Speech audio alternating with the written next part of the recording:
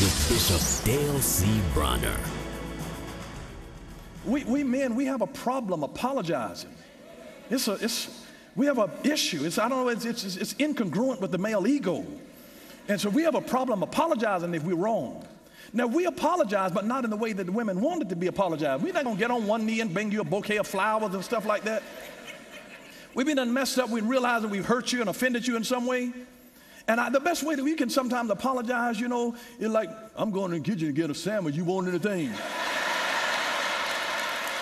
Now, you know this rascal don't ever ask you about anything. And you learn how to read his way. You know his little mannerism.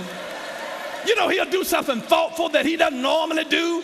And that's his way of really saying, baby, I'm really sorry. I was a real pain back there. I know what I did to you. I embarrassed you. I was really wrong.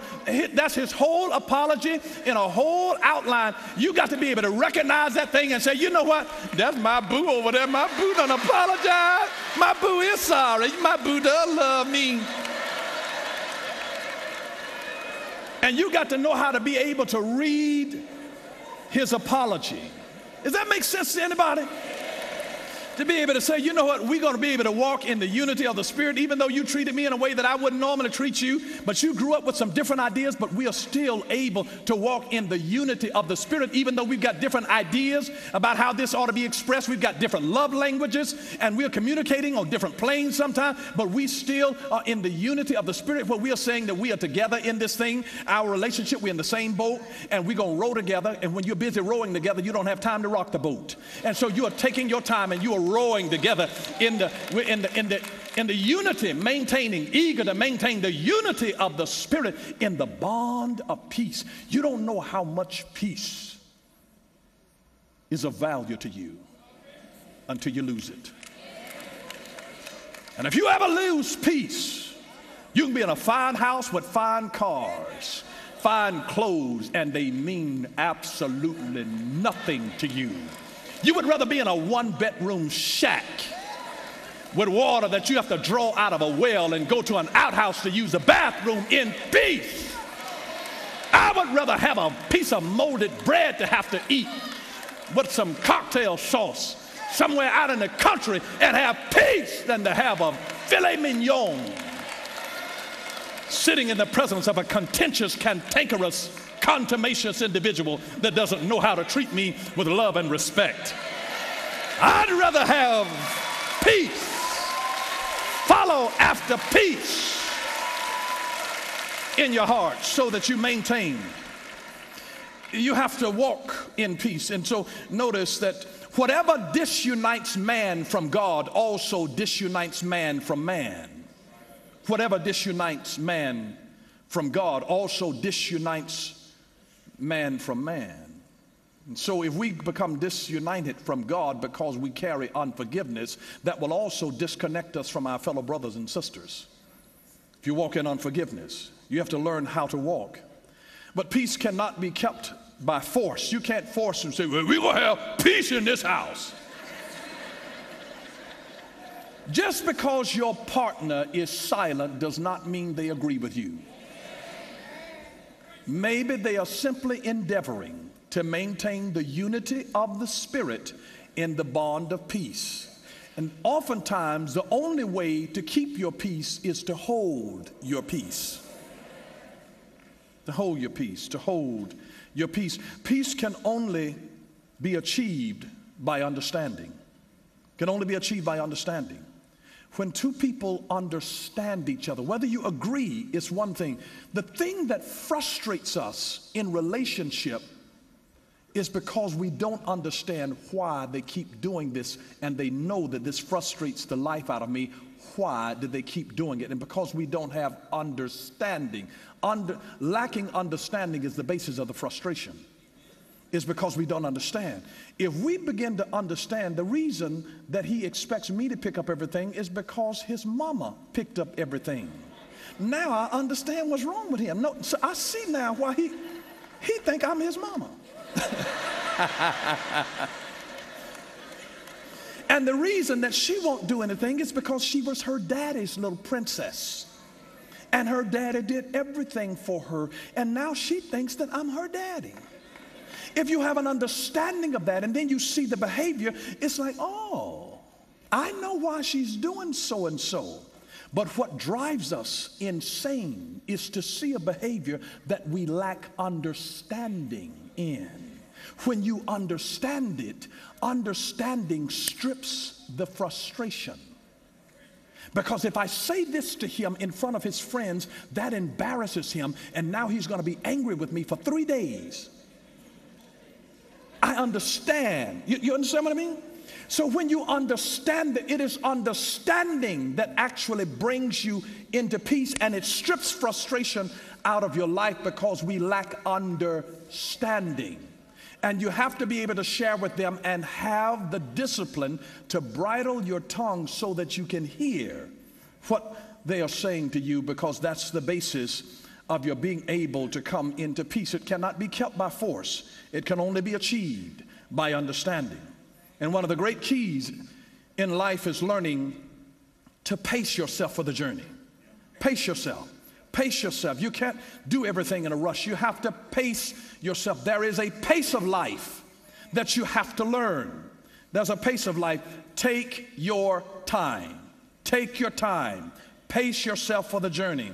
You run the race with patience. That sounds like an oxymoron. It sounds like the great paradox of life, to run the race with patience. When you run with patience, it's called walking. We're talking about the walk principle. You will get guidance for your journey when you learn to walk with God. And when you really understand this walk journey, life is not a sprint. Life is a marathon with hurdles. It's a marathon with hurdles. Don't get bent out of shape because you're going to have some hurdles, something that you're going to have to take a lot of extra energy to be able to get over in your life. Life is a marathon with hurdles. You have to pace yourself for the journey. If you really want to go fast, you go alone. But if you want to go far, you have to go with somebody that you love. Pace yourself. Pace yourself. Pace yourself. If I want to do something really rapidly, I have to go by myself and do it myself, because I can do it rapidly. I don't have to wait for anybody else to get anything together, to find their keys, to find their shoes, to get in the car, to do. If you really want to go fast, you go alone. But if you want to go far, you have to go with somebody that you love. Because there's no rush to get back home when you take home with you. And I'm on a journey. When you learn to walk with God, you'll learn God in a walk. You learn him in a walk, and you have to learn that you pace yourself on this journey. We are pacing ourselves on the journey. There's no rush to get to the destination when you're walking with the one that you love. And so we are so grateful that God will put his wisdom in it. Raymond Inman suggests that if you're seeking creative ideas, go out walking, he says, because angels whisper to a man when he goes for a walk. If you ever get stressed about some things in life that you can't figure out and that you can't solve, go for a walk. Get out of the house, out of the reminder of man-made stuff, and go for a walk. You will be surprised. You will absolutely be surprised going on a walk. There's something on the walk principle that you will learn, that God can speak to you. He can calm you down. Success is always connected to motion. So you have to get moving. You have to get moving. You have to get moving. You never allow what you cannot do to interfere with what you can do. You can walk. 2 Corinthians 5:7 says, "For we walk by faith and not by sight. In him do we live and we move and we have our being." You have to learn how to walk with God. And don't wait until you get everything perfectly figured out in your own mind before you do something. General George Patton said, "A good plan today is better than a perfect plan tomorrow." And so to be discouraged about what you don't have, that is a waste of what you do have. Jesus never just calls us to just stay where we are. You know what it's called when you stay where you are? It's called a curse. The way that you curse a person is that you keep them in the place where they are, so that there is no progress, no development, no maturation. They just stay where they are. If you're the same person at 50 as you were at 20, it is the greatest waste of 30 years. So you have to walk with God. There is so much that happens that when you get frustrated and you don't know what to do, get out of man-made surroundings. Step out into nature and go for a walk. Fill your lungs with oxygen made from God. Let him breathe in you. Let him calm you down. Sometimes you'll discover that the best way to deal with a short temper is to take a long walk. And whenever your fuse is real short, sometimes you might need to suggest to your mates, you might need to go for a walk. You might need to go for a walk. It's your way of saying, really, I don't want to hear your mouth. And you need to go and cool down, because the walk will give you perspective. There are things that you will learn when you walk with God that you will never learn if you sit. And I'm just here to tell you, to remind you that when God is trying to really do something in your life, you'll learn so much on the journey. He said, I will teach you and I'm going to instruct you in the way. It should perhaps read, I will teach you and instruct you on the way. Jesus, as he took his disciples, he would be walking through the field and maybe stopped and pulled up some grass and said, what is man's life but as the grass which grows up in the morning and it withers and fades in the afternoon? And he began to teach you as you walk along the way. There's some things that you learn on this walk principle that you can gain by no other way of just simply walking with God. The songwriter, when they wrote the song years ago about I've come to the garden alone, where the dew is still on the roses. And he went on to talk about in the voice that I hear falling on my ear, the Son of God is calling, and he walks with me, and he talks with me, and he tells me that I am his own. You know that God wants to just walk with you and you come into a revelation of really who God is as you walk with him? There's a blessing that comes when you can find a grandmother, a grandfather who may not have had very high levels of education in school, but they have walked with God.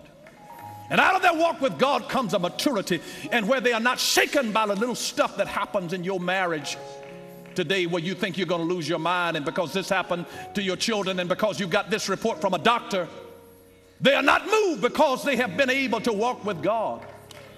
They understand what it is to be in danger when you have walked with God, when you realize that yea, though I walk through the valley of the shadow of death, I will fear no evil. Why?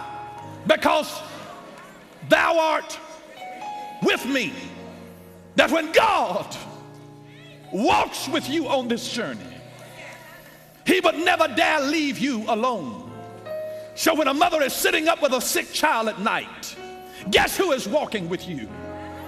And there are times when a baby is upset and they are not contented for you to sit there and rock with them, and you have to get up and walk with the baby.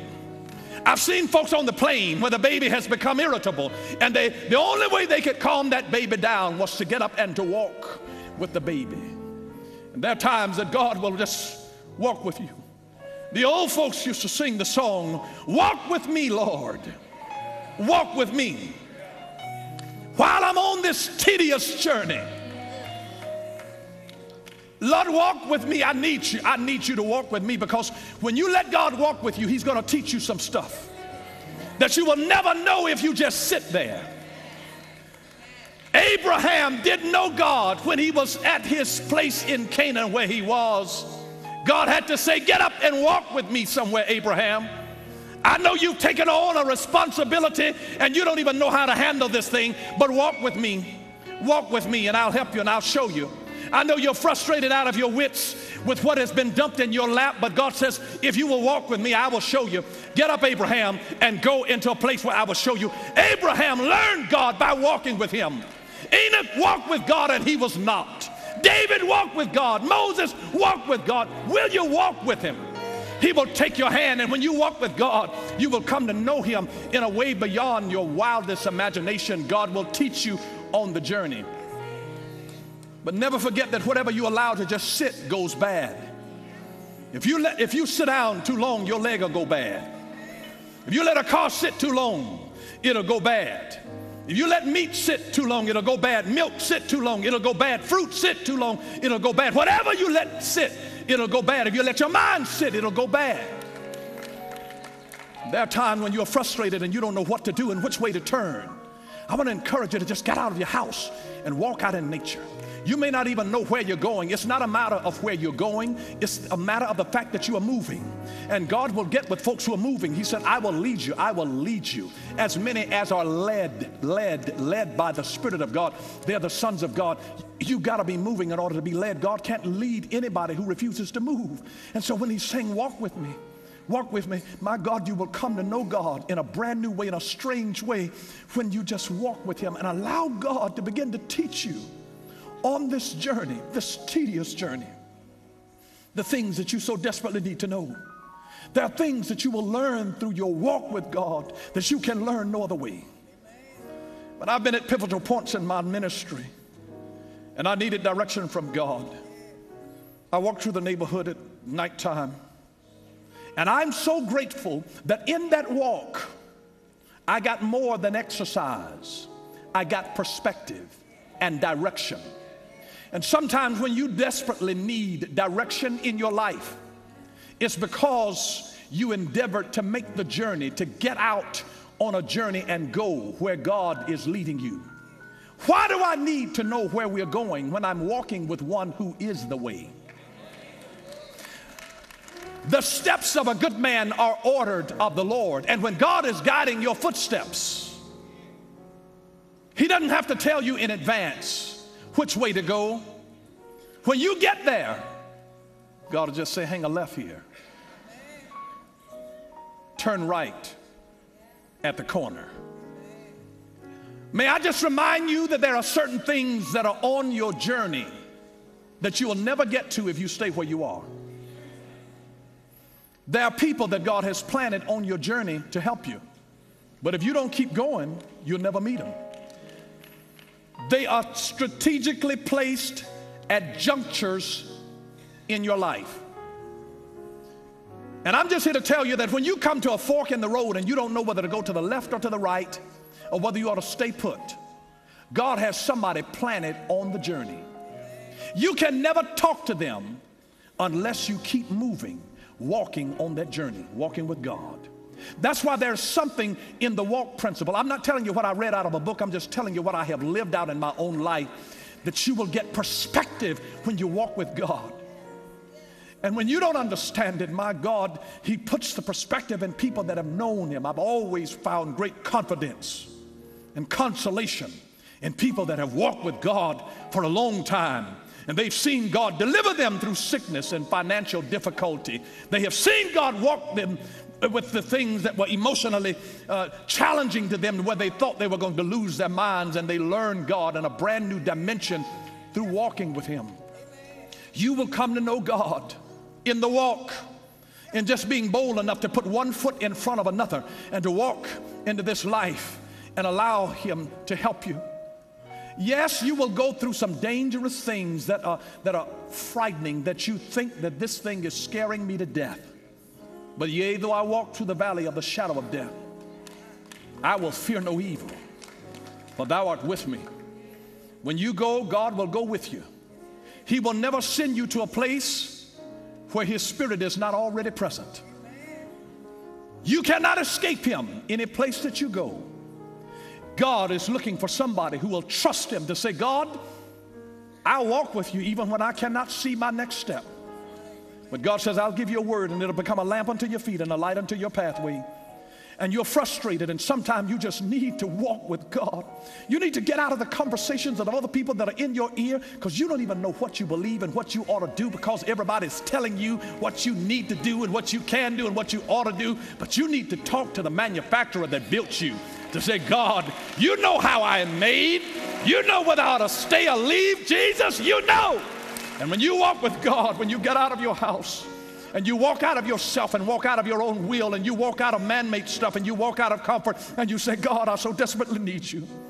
And that in my walking with you, God, right now, in my walking with you, God, that I find your voice. I find your comfort. I find your presence. I realize that everything is going to be all right because I'm walking with God. And more importantly, God is walking with me. He will not move with you until you move. And there are things that he's got waiting just for you on the journey. There's somebody who's waiting. There's a word that God put in this house that was waiting for you to walk through the doors. And because you walked, God says, I planted him on your journey to speak this into your hearing so that you will know to walk with me. I'll bring people that have my perspective and let them speak into your ears saying, this is the way, walk ye in it. And you won't even know it. Why would he have to tell you, hang a left, if you're not even at the place to hang the left? But when you get there, if you really trust him, you'll follow him. Even when you don't have the full guidance of the journey, but you carry the one who is the way. When you understand the walk principle, there are things that go over in your mind over and over and over, and your mind is so engaged, and the only way to cleanse your mind is to get out on a walk. Some of you need to take a walk because you got to clear your head. Take a walk so you can hear the voice of God talking into you in the cool of the morning.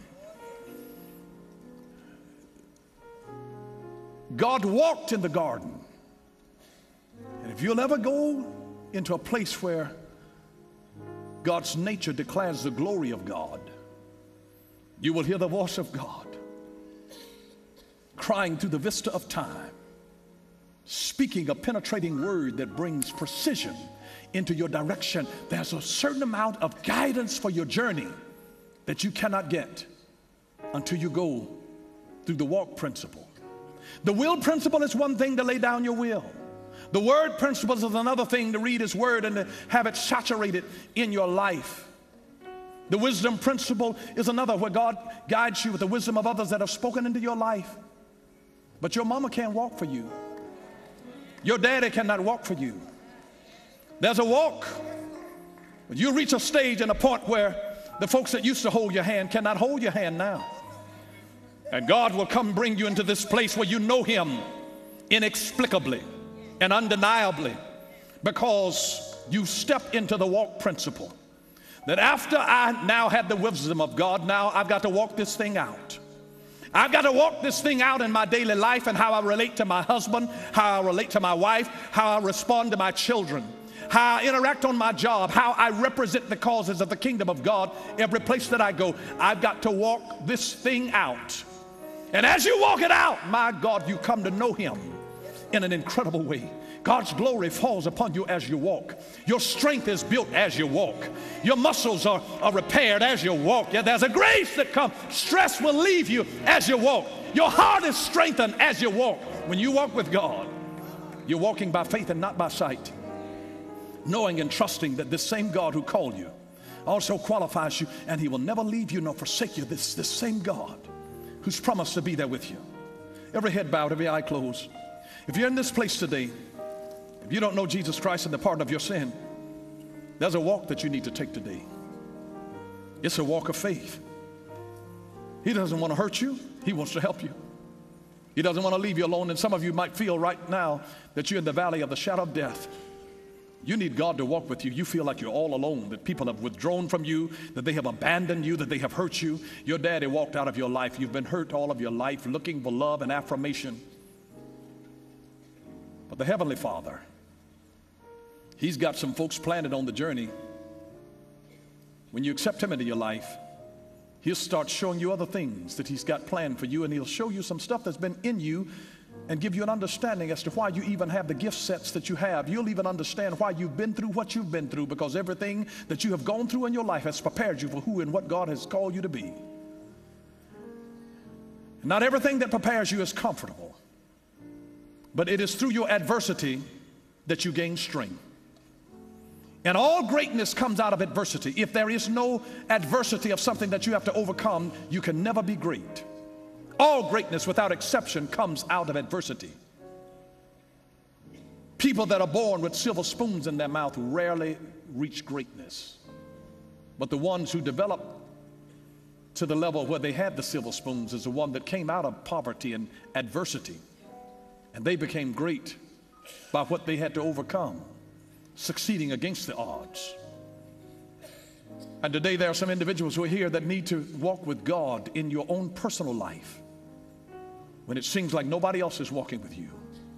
And you need to ask God, Lord, walk with me while I'm on this tedious journey. Thank you for watching Power for Living with Bishop Dale C. Bronner. Until next time, God bless you.